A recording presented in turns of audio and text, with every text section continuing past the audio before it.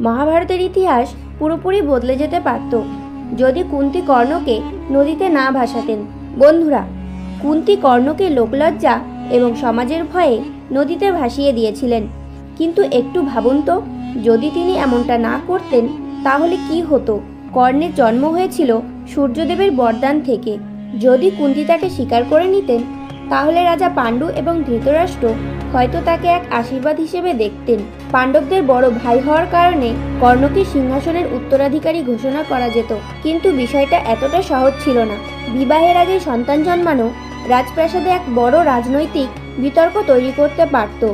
কিন্তু মানুষ এই ভিত্তিতে কুন্তী এবং কর্ণ উভয়কেই রাজ্য থেকে বহিষ্কার দাবি জানাতে পারত। আর যদি এমনটা না হতো তাহলে মহাভারতের যুদ্ধ কখনোই হতো না। কর্ণ অর্জুনের বিরুদ্ধে নয়, বরং তাদের সঙ্গে একই পক্ষে যুদ্ধ করত। তার অজয় শক্তি এবং যুদ্ধ কৌশল থাকলে কৌরবদের পরাজয় তো আগেই নিশ্চিত হয়ে যেত।